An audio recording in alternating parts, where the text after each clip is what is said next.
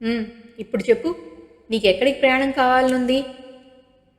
Coffee తీసుకొచ్చిన సుశీలని ఎగాదిగా చూస్తూ అడిగాడు మేజర్ ఆనంద్.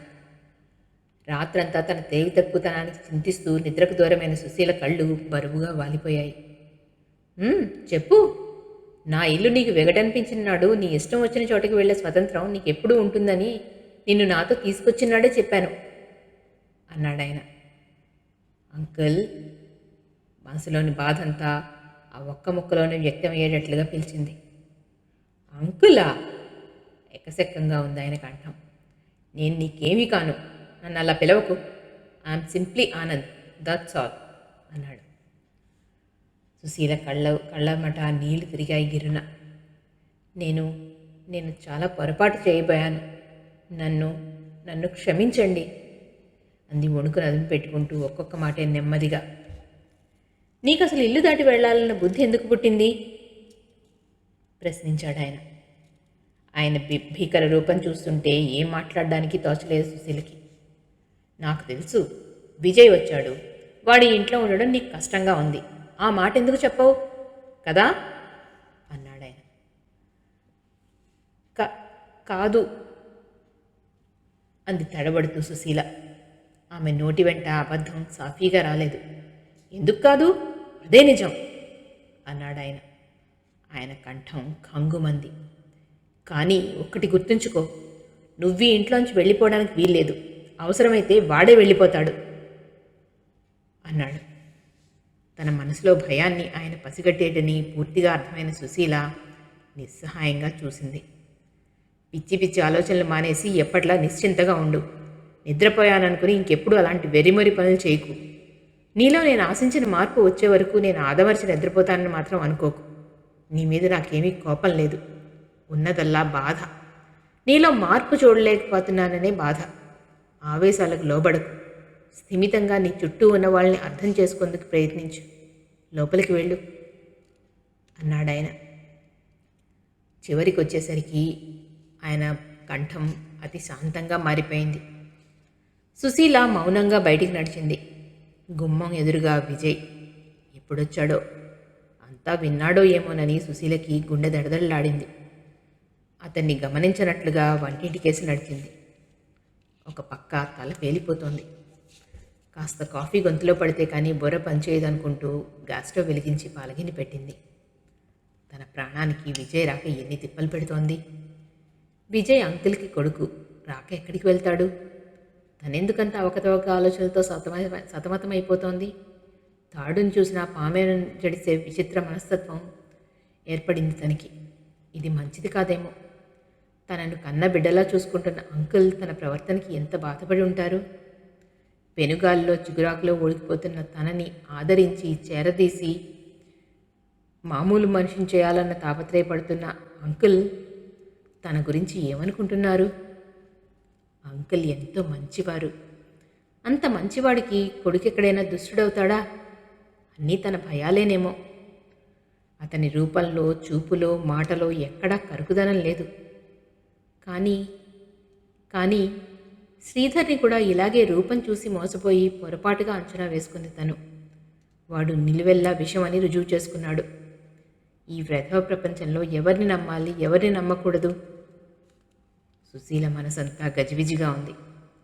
వంటింట్లోంచి సెగలు పొగలు వస్తున్నాయి. తన చుట్టూ పొగ చుట్టినట్టయింది.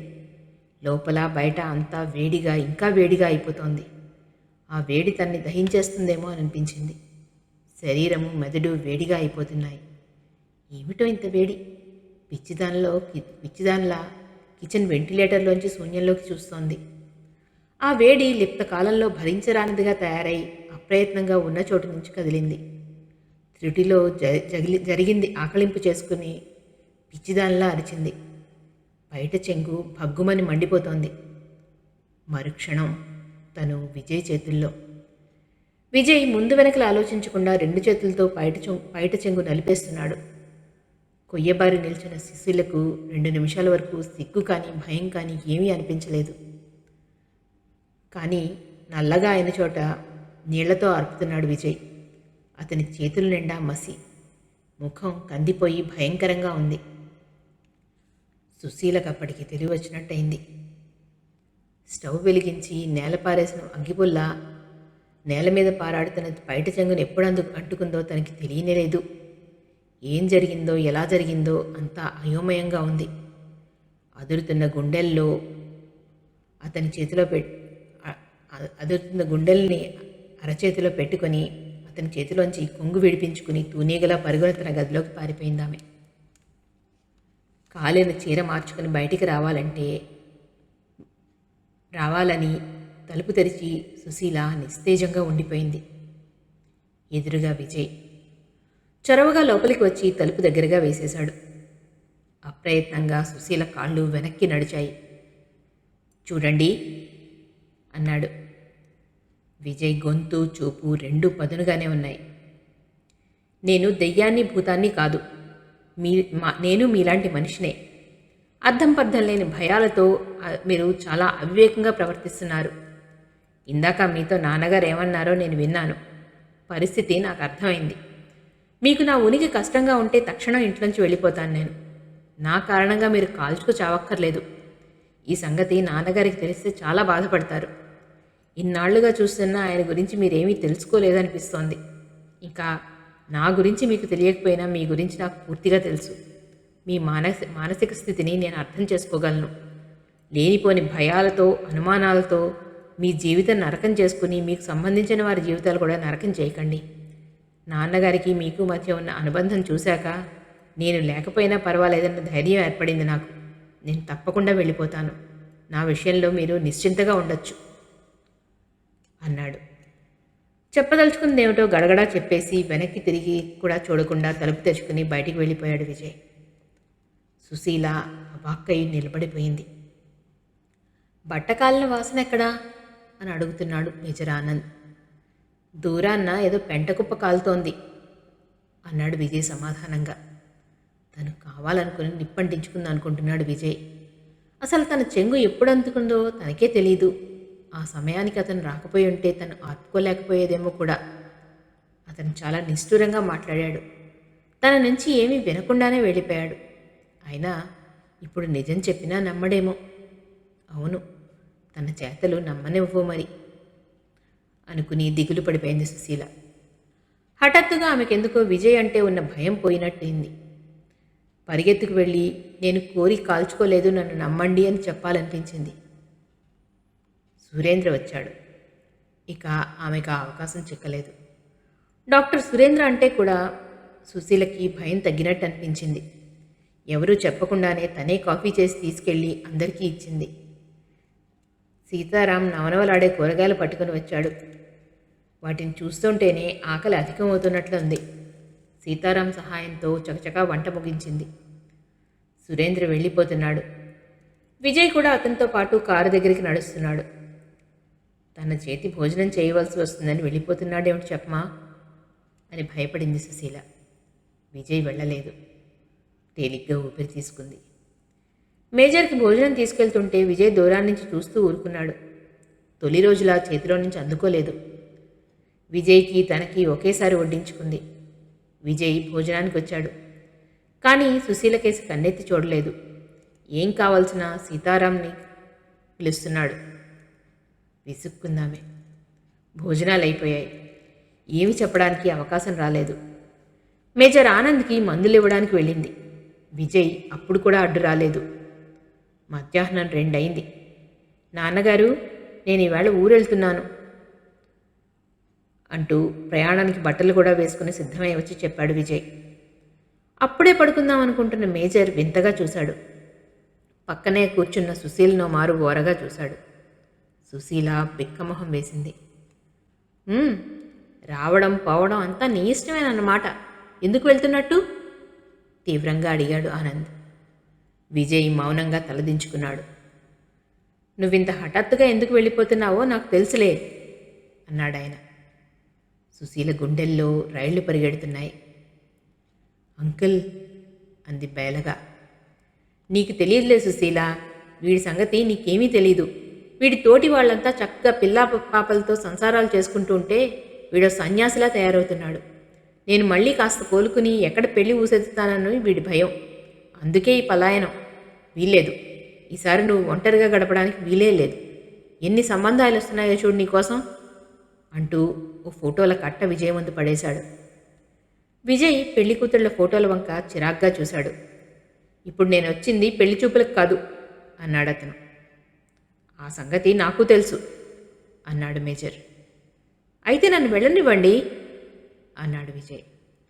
వెళ్దువుగాని, ఒంటరిగా కాదు జంటగా అన్నాడాయన. ముఖం నిండా చిరాకు పులుముకుని ఏదో అనబోయాడు విజయ్. ఏం చెప్పేస్తాడోనని ప్రాణాలు గుప్పిట్లో పెట్టుకుని బెరుగ్గా చూస్తోంది సుశీల. మేజర్ ఆనంద్ అంటే ఏమిటో నీకు బాగా తెలుసు. పిచ్చి కబుర్లు కట్టిపెట్టి లోపలికి వెళ్ళు. నువ్వు వాడింది ఆటగా ఎల్లకాలం సాగుతుందనుకోకు. మళ్ళీ ప్రయాణం ఊసు కూడా నా దగ్గర ఎత్తకు. వెళ్ళు అన్నాడాయన కోపంగా. ఆ గద్దింపుకి విజయ్ కాస్త జడిసినట్టే కనిపించాడు. అతని నోరు విప్పలేదు. అతని ప్రయాణం ఆగిపోయిందన్నమాట. భయపడ్డానికి బదులుగా సుశీలకి ఏదో నెత్తి మీద నుంచి బరువు దింపినట్లయింది. విజయ్ ఇంకేమీ అంటాడో అని హడ్లిపోయింది, కానీ అతనేమీ అనలేదు. విసురుగా అక్కడి నుంచి వెళ్ళిపోయాడు. అతనంటే మరి కాస్త ధైర్యం ఏర్పడింది ఆమెకి. చేతికి చిక్కిన వాడిని వదిలేయకూడదు, ఏమంటావు? అందుకే రకంత హడలగొట్టాను అంటూ రహస్యంగా సుశీలతో అన్నాడు మేజర్. ఎటూ కాని విధంగా కనీకరపడకుండా తలాడించింది సుశీల. చిరు చీకట్లు అలుముకుంటున్నాయి. ఆ చీకటి వెలుగుల సమయంలో మేజర్ ఆనంద్ ఇంటి ముందు చిన్న తోట ముద్దొస్తోంది. చేమంతులు, గులాబులు బిరుసుగా తలలు ఎత్తి సువాసనలు వెదజల్లుతున్నాయి. ఎక్స్క్యూజ్ మీ అన్న పిలుపుకి లాన్లో నడుం వాల్చి చదువుకుంటున్న విజయ్ ఉలిక్కిపడ్డాడు. సుశీల చటుక్కున లేచి సుశీల అంతే చటుక్కున లేచి దూరంగా జరిగి నిల్చున్నాడు.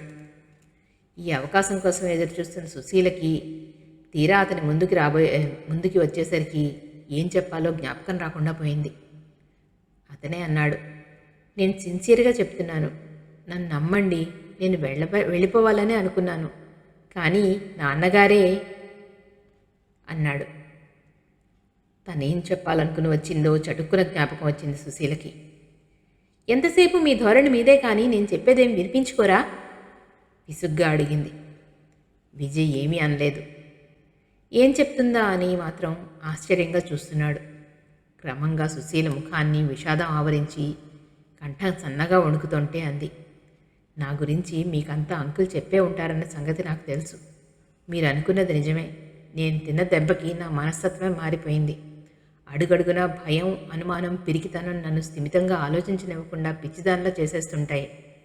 కానీ ఎందుకో ఎంత చిత్రహింసను అనుభవిస్తున్న క్షణాల్లో కూడా నాకు ఆత్మహత్య చేసుకునే తలుపు రాలేదు. బహుశా నాలో అంత తెగింపు లేదేమో.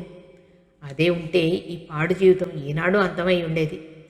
ఇవాళ ఉదయం జరిగింది కూడా కేవలం యాక్సిడెంట్. నన్ను నమ్మండి, నేను కావాలని కాల్చుకోలేదు. నిప్పంటుకున్నట్లు నాకు తెలీదు. మీరు వచ్చి ఆర్పకపోతే ఏమయ్యేదన్నో కూడా నాకు తెలీదు. మీరు నమ్మినా నమ్మకపోయినా ఇది నిజం అంది. అనుకున్నదేదో చెప్పేశాక సుశీల మనసు తేలికైంది. అయితే పొరపాటు నాదే.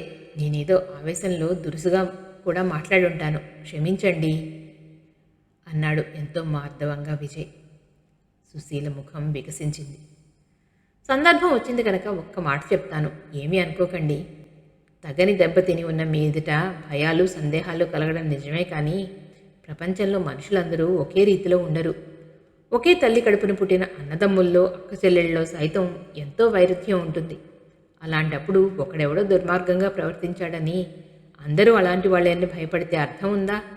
స్థిమితంగా ఆలోచించండి. ఇలా భయాలు పెంచుకుంటే మనసుకి శాంతే కరువైపోతుంది. ఎవరి సంగతి ఎలా ఉన్నా నా విషయంలో మాత్రం మీరు నిశ్చింతగా ఉండొచ్చు. నా వల్ల మీకు ఏ హాని జరగదు. నేను ఇక్కడ ఉండవలసిన వాడిని కాను. మీరేమీ దిగులు పడకండి అంటూ నేల మీదున్న పుస్తకం తీసుకుని వడివడిగా వెళ్ళిపోయాడు విజయ్. విజయ్ గురించి భయపడే కంటే అవివేకం మరొకటి ఉండదు అనిపించింది సుశీలకి. ఆ మాత్రం స్పృహ వచ్చాక తన ప్రవర్తనకి తనే సిగ్గుపడడం ప్రారంభించింది. ముక్కు మొహం ఎరగని తను, ఏ సంబంధ బాంధవ్యాలు లేని తను ఇంట్లో తిష్టవేసి కూర్చుంటే తన ఇంట్లోనే తను పరాయివాడిలాగా వెళ్ళిపోతానంటున్నాడు విజయ్. 6 ఏళ్ల పాటు జీవోత్సవంలో జైలు జీవితం గడిపి వచ్చి మరబొమ్మలా బయటికి వచ్చిన తనని ఇంతటి స్థానానికి తీసుకుని వచ్చిన అంకుల్ ఎడ్లా ఎంత అవిధేయతగా ఉంది తన ప్రవర్తన. నిజమే, అది అవిధేయతే, కృతజ్ఞతే, చాలా తప్పు. ఎవరి సంగతి ఎలా ఉన్నా విజయ్ అలాంటి వాడయ్యేందుకు ఆస్కారం లేదు. అతను దేవుడు లాంటి అంకుల్ కొడుకు. అతనికి భయపడడం, అతన్ని అనుమానించడం శుద్ధ తెలివి తక్కువతనం, మూర్ఖత్వమే అవుతుంది. ఇలా భయాలు పెంచుకుంటూ పోతే మనశ్శాంతి కరువైపోతుంది. తన ఆలోచన సరళి మారాలి అనుకుంది తనలో తనే.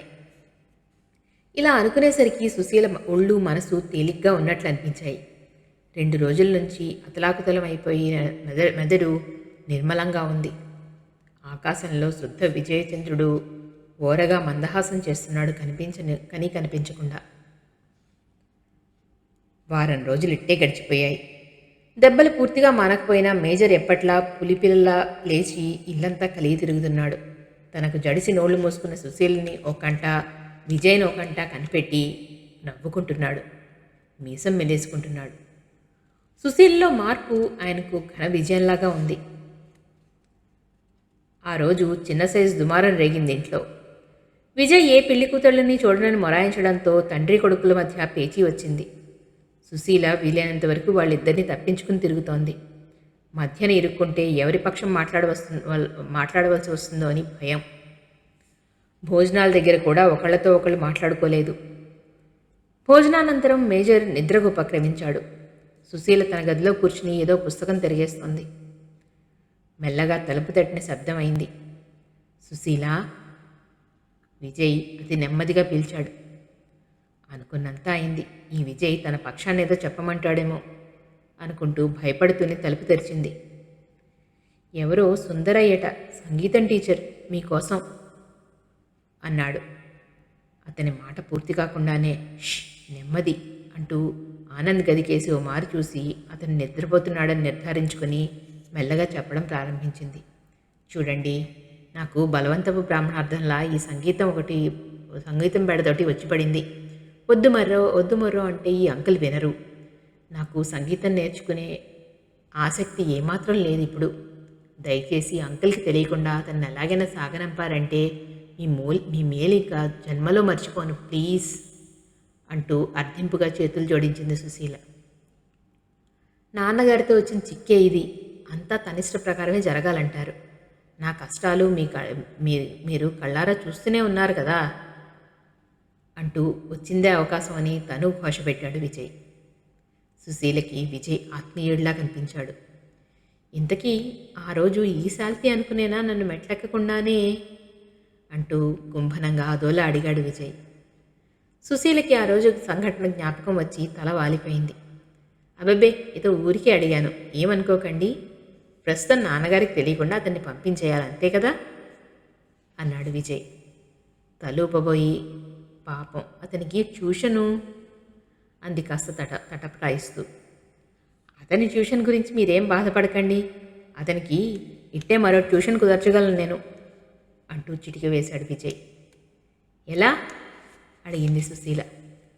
సురేంద్రకి ఓ చెల్లెలుంది.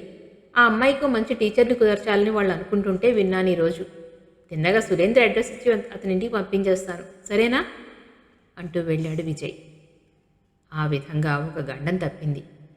సుశీలకి విజయ్ అంటే భయం తీరి మంచి అభిప్రాయంతో పాటు అతను చేస్తున్న సహాయానికి కృతజ్ఞతాభావం కూడా కలిగింది. మర్నాడు మధ్యాహ్నం మళ్ళీ ఇంచుమించు అదే వేళకు తలుపు కొట్టుకుని వచ్చాడు విజయ్. ఓయ్, ఇప్పుడెవరొచ్చారట నా ప్రాణానికి భయంగా అడిగింది సుశీల. మీ ప్రాణానికి కాదు, ఇవాళ నా ప్రాణానికి అంటూ విజయ్ కంగారుగా లోపలికి వచ్చాడు. అతను అలా అన్నాక సుశీల కాస్త సర్దుకుంది. ఏమొచ్చింది నెమ్మదిగా అడిగింది. ప్రమాదం వచ్చేసింది, నేరుగా ఇంటికే వచ్చేసింది అన్నాడు అతను. అబ్బబ్బా, ఏమిటో చెప్పండి అడిగింది సుశీల. నెమ్మది, నాన్నగారు వినగలరు. ఎవరో పెళ్లి కూతురు తండ్రినని చెప్తున్నాడు. తండ్రి అని చెప్తున్నాడు సీతారాం. అంతకంటే నాకు వివరాలు తెలియవు. నేనొచ్చానని తెలిసి చోడవరం నుంచి పరిగెత్తుకుని వచ్చాడు అతను. ప్లీజ్ మీరు ఎలాగైనా కొంచెం హెల్ప్ చేయాలి అన్నాడు విజయ్. నేనా? నేనేం చేయగలను? తడబడింది సుశీల. అంతేనా?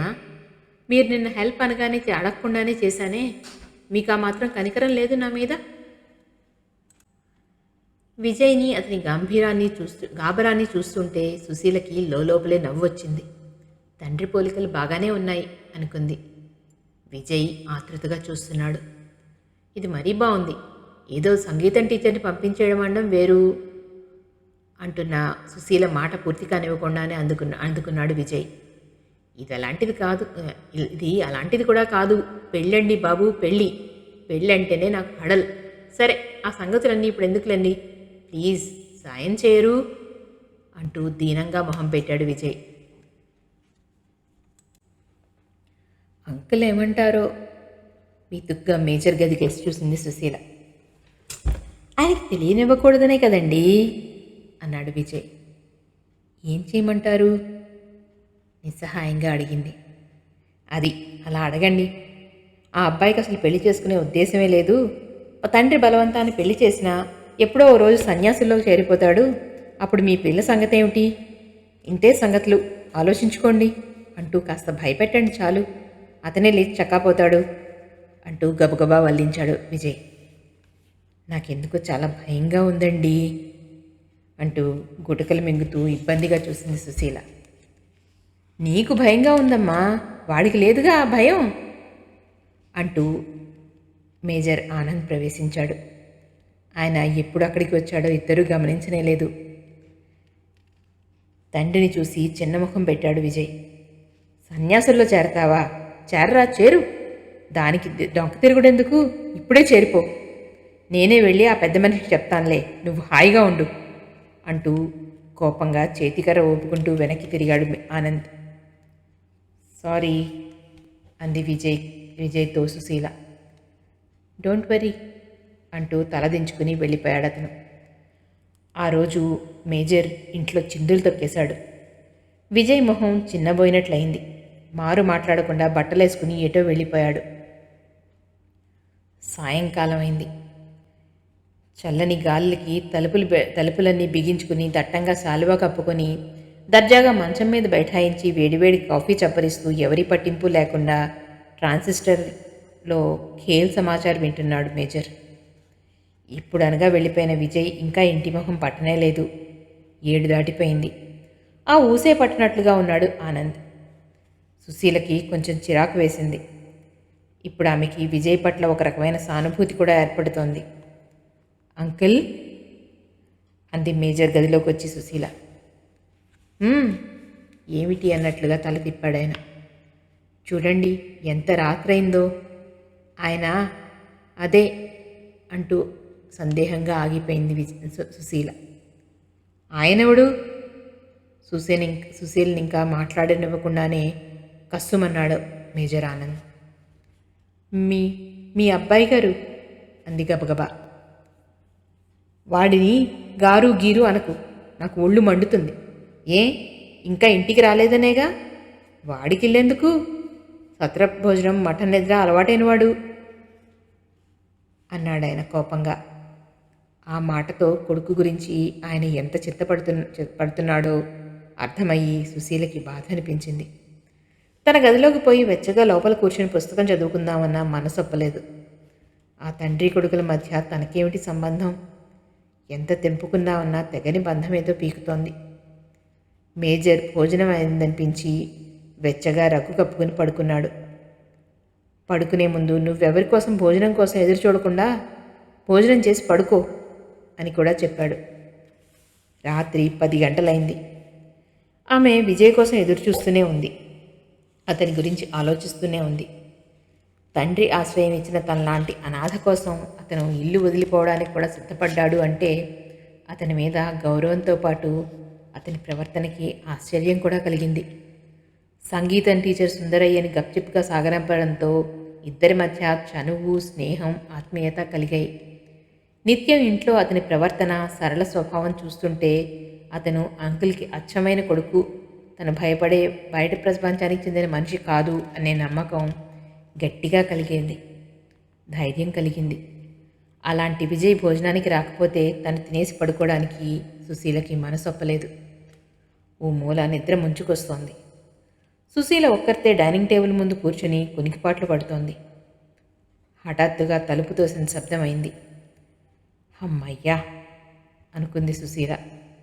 విజయ్ని చూస్తుంటేనే ప్రాణం లేచొచ్చినట్లయింది ఆమెకి. ఓ సారీ, చాలా శ్రమ కలిగించాను మీకు. నేను భయపడుతూనే వచ్చాను మీరిలా నా కోసం కాసు కూర్చుంటారని అన్నాడు విజయ్. అతని కంఠంలో పశ్చాత్తాపం ఉంది. పోనీలేండి, అందుకోసమైనా వచ్చారు, సంతోషం. చాలా రాత్రి అయింది, భోజనానికి లేవండి అంటూ హడావిడిగా వడ్డన ప్రారంభించింది సుశీల. ఇదే ఏ వంటవాళ్ళలో ఉంటే నేను ఈ రాత్రికి వచ్చేవాడినే కాదు అన్నాడు విజయ్. అంటే నా డ్యూటీ సార్థకమైందన్నమాట అంది సుశీల. ఆమె వడ్డన చేస్తోంది. సుశీల, మీరేమీ అనుకోనంటే ఒక్క మాట అన్నాడు విజయ్. చెప్పండి అంది సుశీల. దయచేసి మీరు ఈ వంట పని మానేసి ఇంకెవరినైనా పెట్టండి అన్నాడు విజయ్. ఏ, అప్పుడు ఇంటికి రాకపోయినా పర్వాలేదనా అడిగింది సుశీల. విజయ్ మౌనం వహించాడు. చూడండి, నాకు బయట ప్రపంచంతో ఏ సంబంధమూ లేదు. తిని ఇంట్లో కూర్చుంటే రోజు ఎలా గడుస్తుంది? వంట పనో ఇంటి పనో లేకపోతే మరీ పిచ్చెక్కిపోతుంది. దయచేసి ఆ విషయం ఇంక వదిలేయండి. నేను మిమ్మల్ని ఒకటి అడగాలనుకుంటున్నాను, అడగనా అంది సుశీల. అడగండి తల వంచుకునే అన్నాడు విజయ్. ఎంతకాలం మీరు ఇలా అంకుల్ని బాధ పెడదాం అనుకుంటున్నారు సూటిగా ప్రశ్నించింది సుశీల. విజయ్ దిగ్గున తలెత్తాడు. మీరు అలాగే అంటున్నారా అన్నాడు. మరెలా అనమంటారు? ఆయనకేం 100 మంది పిల్లలా? ఉన్నది మీరొక్కగానొక్కరు. ఆయన సంతోషం కోసం మీ అర్థం లేని పట్టుదలని విడిచిపెట్టలేరా మీరు? అన్నీ తెలిసి మీరెందుకు ఇలా ప్రవర్తిస్తున్నారు నిలదీసిందామె. విజయ్ తినబోతున్నవాడల్లా ఒక్కసారి ఆగిపోయాడు. అభిమానం లేనివాళ్ళు ఇంతగా నిలదీసి అడగరు కనుక మీతో అసలు సంగతి చెప్తున్నాను వినండి. నాది అర్థం లేని పట్టుదల ఎంత మాత్రం కాదు. మీరన్నది నిజమే. ఈ ప్రపంచంలో నాకు ఆయనకి నేను తప్ప మరొకరితో సంబంధం లేకుండా పోయింది మాకెప్పటి నుంచో. లోకంలో తండ్రి కొడుకులంతా ఎలా ఉంటారో కానీ మా ఇద్దరి కథ వేరు. పెళ్ళంటే మరో బంధం ఏర్పడుతుంది. అంటే మూడో వ్యక్తి మా ఇద్దరి మధ్యకి వస్తుందన్నమాట. ముక్కు మొహం ఎరగని మూడో మనిషిని మా ఇద్దరి మధ్యకి అనాలోచితంగా రానిచ్చేంత సాహసం నాకు కలగడం లేదు. అందుకే పెళ్లి గురించి ఆలోచించడం మానేశాను చాలా గంభీరంగా సమాధానం చెప్పాడు విజయ్.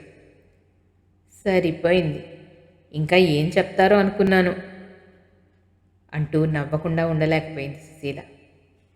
విజయ్ సుశీల ముఖంలో నవ్వు చూడడం అదే తొలిసారి. ఆ నవ్వు నిర్మలమైన పసిపాప నవ్వులా తోచింది అతనికి. అతను అలా తదేకంగా చూడడం గమనించి సుశీల పొరపాటు చేసినట్లు తలదించుకుని అంది. ఇన్నాళ్ళు నేనే ఒట్టి భయస్థురాలని అనుకున్నాను.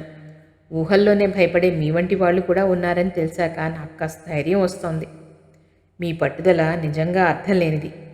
మీ ఇద్దరి మధ్యకి వచ్చే మూడో వ్యక్తిని ఎందుకో మీరు ముందు నుంచే భయంకరంగా చిత్రించుకుంటున్నారు. ఆ భయాన్ని వదిలి అందరిలా మీరు ఆలోచించండి. పెళ్ళంటే అదేదో పెద్ద సాహసం అనుకోవడం మానేయండి ముందు. మీ తత్వానికి సరిపోయే అమ్మాయి మీకు లభిస్తుందని నాకు గట్టి నమ్మకం ఉంది. దయచేసి వయసు మళ్ళుతున్న అంకుల్ని దృష్టిలో పెట్టుకుని మరీ ఆలోచించండి ఎంతో శాంతంగా చెప్పింది సుశీల. విజయ్ మౌనంగా భోజనం ముగించాడు. మాట్లాడరే మళ్ళీ తనే ప్రశ్నించింది సుశీల. ఆలోచించమన్నారుగా, మరి ఆలోచించనివ్వండి నవ్వుతూ అన్నాడతను.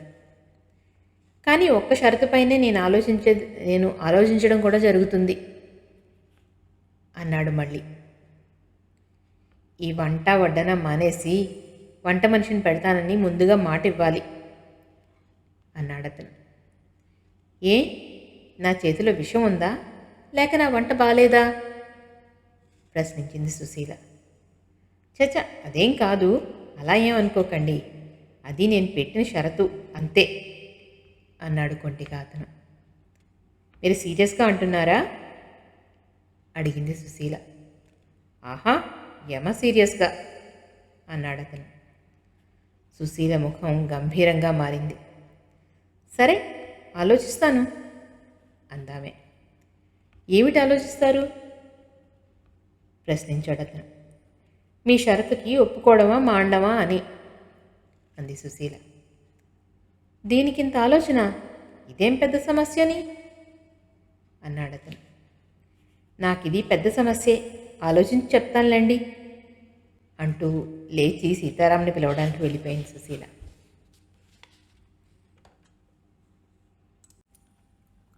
ఇక్కడ మా నర్సింగ్ హోమ్ తెరిచి రేపటికి సరిగ్గా సంవత్సరం వార్షికోత్సవం జరుపుకుంటున్నాం. మీరంతా రావాలి అంటూ పేరు పేరున పిలిచి వెళ్ళాడు డాక్టర్ సురేంద్ర. నా దెబ్బలు ఇంకా పూర్తిగా మానలేదు డాక్టర్, నేను రాలేను, ఏమనుకోకు అనేశాడు మేజర్ ఆనంద్. ఆ రోజే కారు రిపేర్ అయి వచ్చింది. పదండి, ఈరోజు నేను ఎలా డ్రైవ్ చేస్తానో చూద్దురు గాని చొరవగా అన్నాడు సుశీలతో విజయ్. అదేమిట్రా అలా అంటావు?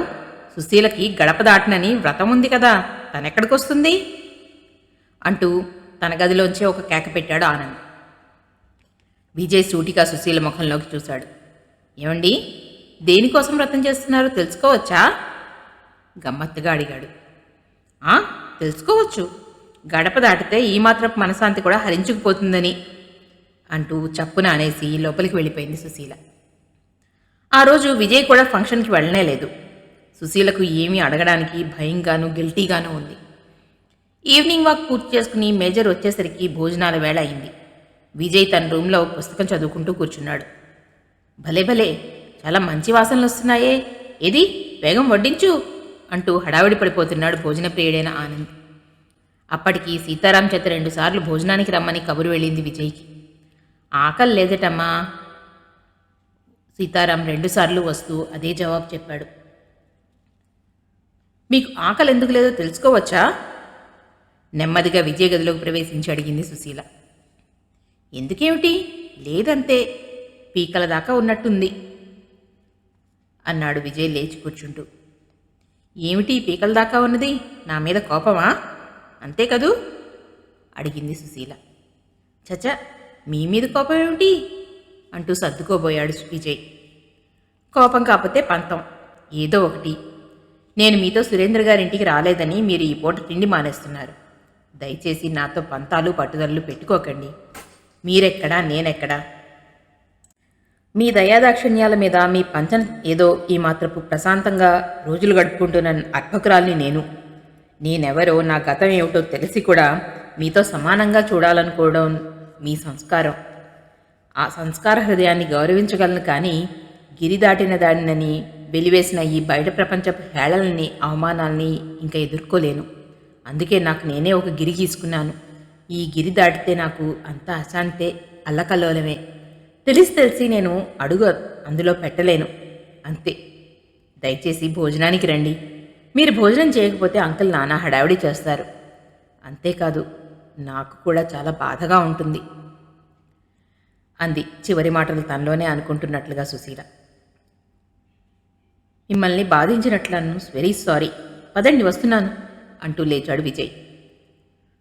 సురేంద్ర ఇంటికి వెళ్ళలేదా అంటూ పిడుగులా కూర్చుని అడుగుతున్న తండ్రికి తలనొప్పి వల్ల వెళ్ళలేకపోయానని సమాధానం చెప్పాడు విజయ్. విజయ్ అంటే సుశీలకు ఉన్న మంచి భావం మరో మెట్టెక్కింది.